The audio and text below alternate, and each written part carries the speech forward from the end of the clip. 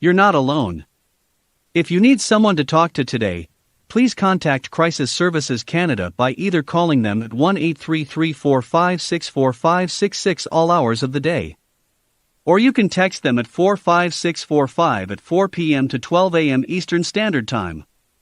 Remember, you're not alone, and Crisis Services Canada is here to help. The FHN network is sponsored in part by Hoddle Services. If you're looking for a disc jockey, karaoke host, video jockey to videographer, our company can help. With over 20 years of experience, we would be happy to help with your special event within Ontario, Canada. You can contact us at 226-988-2895 or visit us at our website at hoddleservices.vpweb.ca. That's HODDLE Services. We look forward to hearing from you and helping with your special event.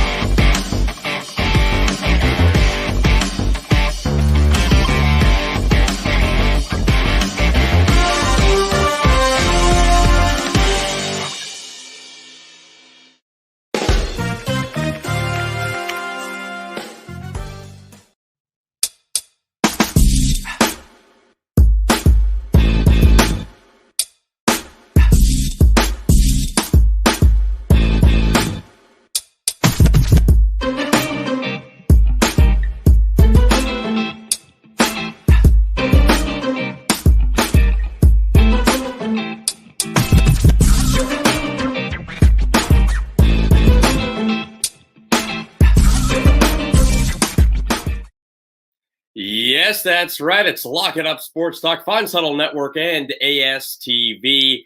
And it's the NHL playoffs, which means there are going to be teams locking it up. That's the name of the show. We do this every week, Tuesday, 1 p.m.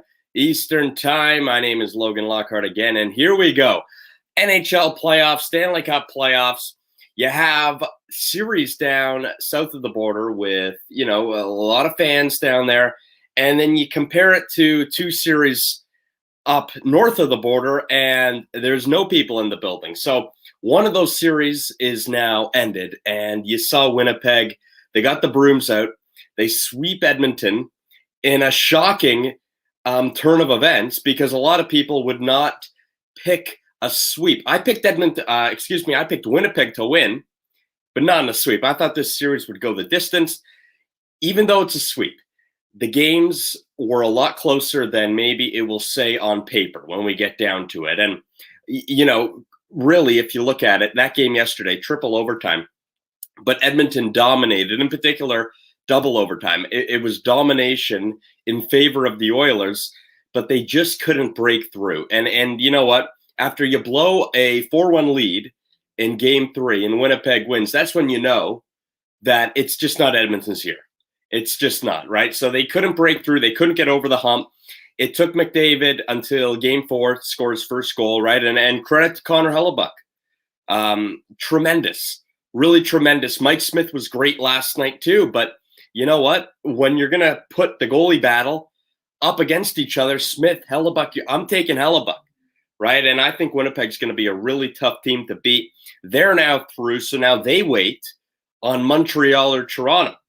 And Montreal, after winning Game 1, they lose 2 in a row. Game 4 tonight, back in Montreal, in Montreal again. And, in terms of the Canadians right now, this is must win. I mean, it really is. If you think about it from Montreal's perspective, I mean, you get Game 1 on the road, quote unquote, and you're in brilliant position here because at the very least, you're guaranteed to be tied 1-1 going back home. The problem is, and this is how I started the show, it's not a normal playoff series when you don't have anyone in the building. I mean, if this was a normal series in a normal year, Montreal would have been over the moon right now. They would have had such an advantage because they would have gone back home yesterday, Game 3. There would have been just a rocking house. They would have had the advantage, but there's no one there. So it's very easy for Toronto, and it becomes a must-win situation for Montreal tonight. And that's the thing, when you have a team like Toronto, who on paper, they can go up with anyone in this league, I think. And Montreal, they got to kind of be a pesky team. Win a game on a goal like Byron's, just a good, gritty effort by Byron and then a beautiful finish. They're going to need moments like that. And you see Caulfield make his playoff debut yesterday. I thought he looked good. I think Ducharme, his confidence in Caulfield is going to go up. There's no doubt about it. It went up as that game went on. I would just keep this in mind.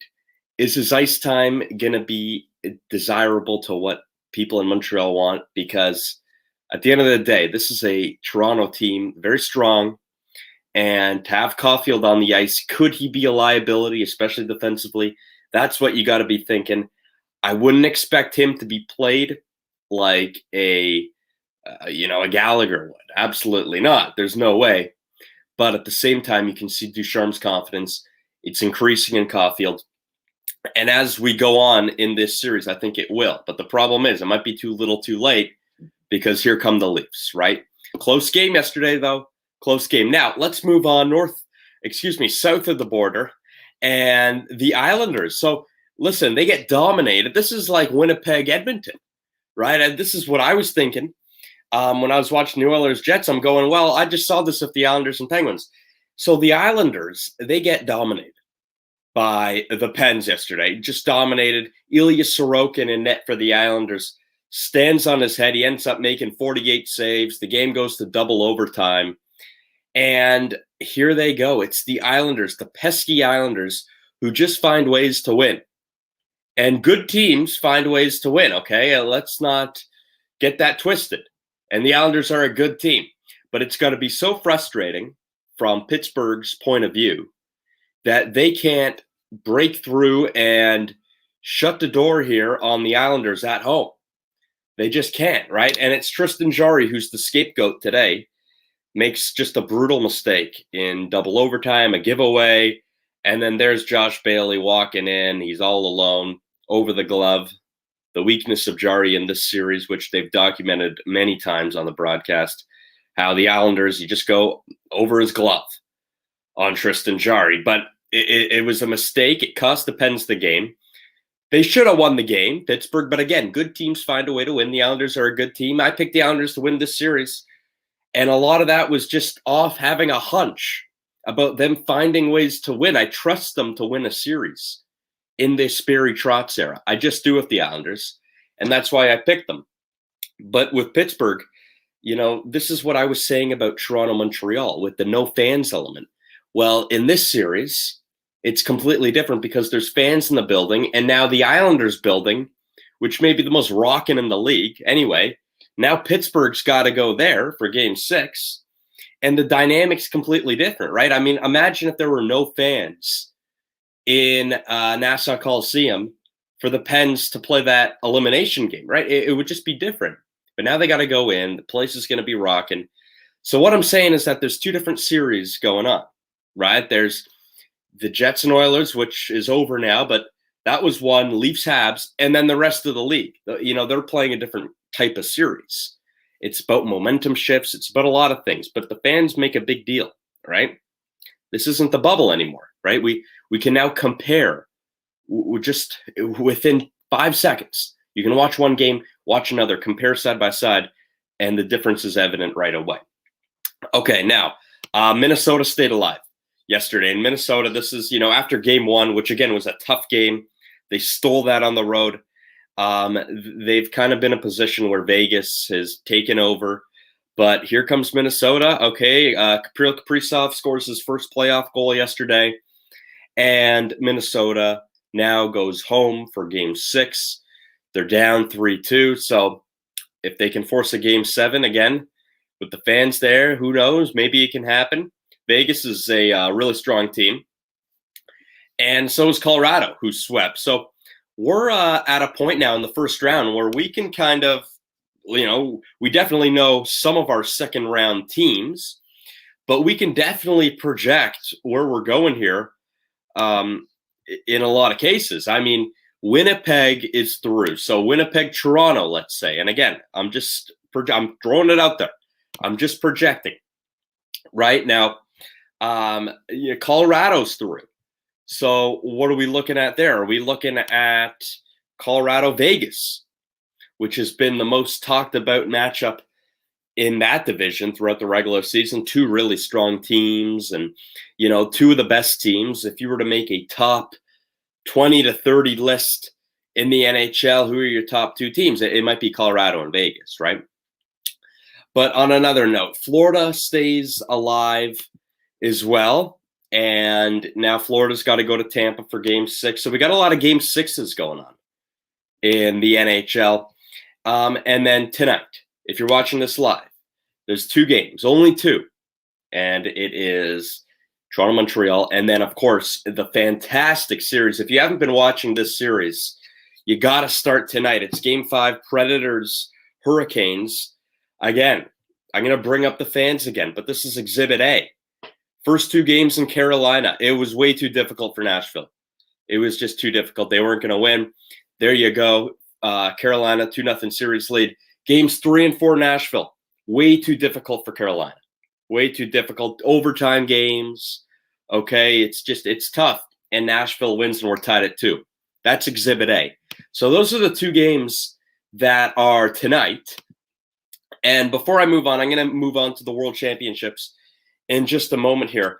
But when it comes to the Leafs, the Leafs, the depth is really showing at this point. And when you really think about it, when there were, all these talks about why did they acquire Nick Foligno? And, Riley Nash is coming in now. It's for times like these when you have an injury or two and you see a horrific injury to John Tavares. And you have now Nick Foligno, who's out for a bit, which is the irony in all this. But the depth is there for Toronto. And when it comes to tonight's game, I think it's going to prove a little more. This is the kind of series that you would just assume it's going to go back and forth. Montreal would win tonight. But it's hard to just say that about a Leafs team. Again, there's no fans in Montreal. The Leafs can walk in there, no problem. Right? And that's just what may happen. But it's tough in a series like this, especially of seeing Montreal, how competitive they've been with Toronto, even in Game 2 when Toronto won 5-1, right? It wasn't that much of a lopsided game, as the score would tell you. It was a very close game.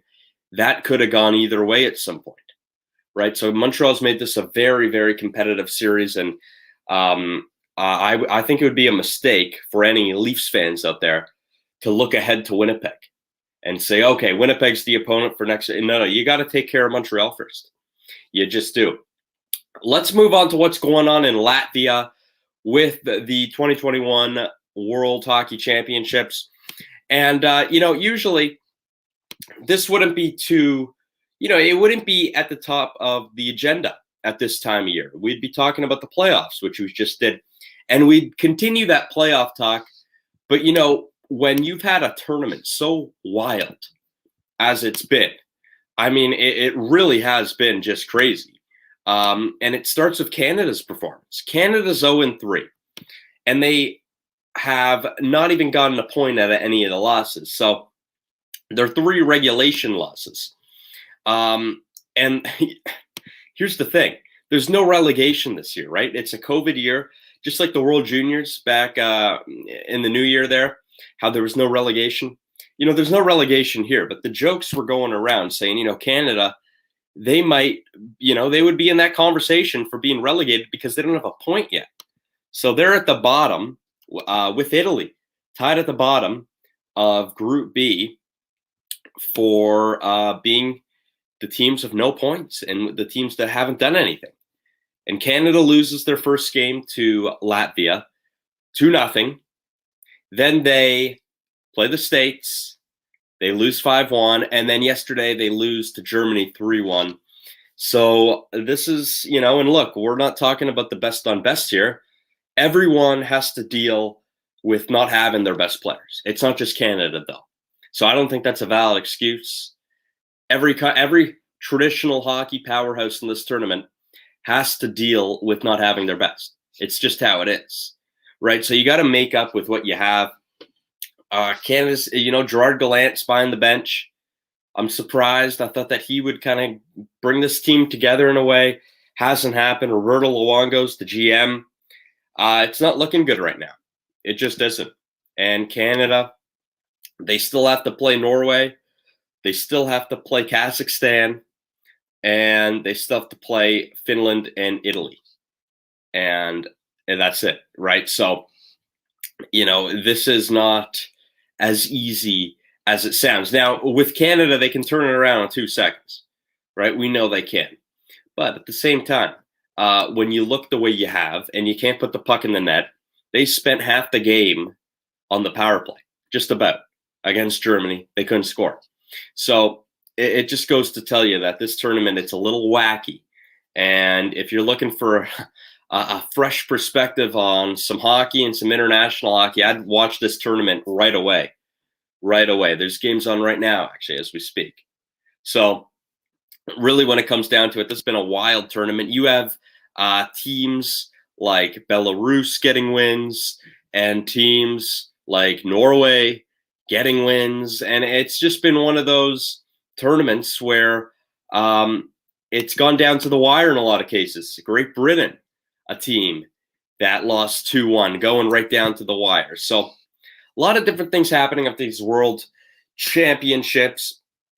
And before we wrap up today, we'll do the picks of the day. And it is going to start with the National Hockey League, the aforementioned games that are on today. And you got Toronto, Montreal, you got Nashville, and Carolina. I think Carolina's going to take this at home. These are 2 games that just happened. They both ended in overtime. Carolina at home, absolutely. I think you'd be foolish not to go in that direction. They are a better team than Nashville. When Nashville is tying the series now at 2, it's a bit of a surprise. All due respect to the Predators, but I'm really high on Carolina, and a lot of people are too. A lot of people in the hockey world, you can ask a lot of people about what they think of the Hurricanes, and some will tell you that they're the best team in the traditional Eastern Conference right now. And that's how good they look. They're a well-built team. They're built for the playoffs. It's a matter of time before they get over the hump. I like Carolina to go really far this year. They're going to have to beat Nashville first, though, but that's the beauty of the playoffs, right? Nothing's given. Nothing's given to you. You can play anyone in a series. Look at this. We're tied 2-2. Toronto, Montreal. Look, this series it could have that potential to be one that kind of gets out of hand here. And I again, no disrespect to Montreal, but you would think logically that Montreal would win this game and tie it. It's Toronto-Montreal rivalry. I think Toronto's going to win. And I think that Campbell showed me something last night that I haven't seen, since his very hot run to start the season. And I know that he's been good. He's been good in this series, and he was pretty good down the stretch for Toronto. But he showed me something last night. He made some big saves, some saves that had a high degree of difficulty. Campbell, to me, looked like the guy in net that the Leafs were banking on when they named him the starter. That's it. And now, all of a sudden, I think we have a great goalie battle on our hands because Carey Price looks just as good. This is playoff Price. With that element involved in the series, it's very difficult just to count out Montreal at all, right? But that's the way it is. So I like Toronto based on what I saw out of Jack Campbell. And, I think one of these times we're going to see some brilliance out of Matthews. Matthews was zipping around the ice yesterday. It's only a matter of time before something substantial happens when the puck's on his stick. It's bound to happen, right? And it's going to be in one of these games. The problem is if playoff Price is on his game, then the Leafs might be in trouble, just like we saw in Game 1. But either way, enjoy the hockey, ladies and gentlemen. That is the Lock It Up Sportstalk Stanley Cup Playoff Edition. We'll do this for the next few weeks as we go through the playoffs. There you go. Until next week, Fines Huddle Network. And on ASTV, it's Lock It Up Sports Talk, and this is Logan Lockhart signing off.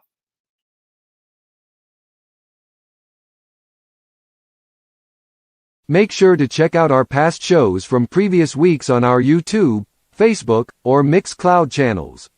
You can always catch up on podcasts while checking out our FHN Network channel on YouTube or Facebook. Or you can listen to an audio copy of our past shows on our Mixcloud channel at FHN_Network.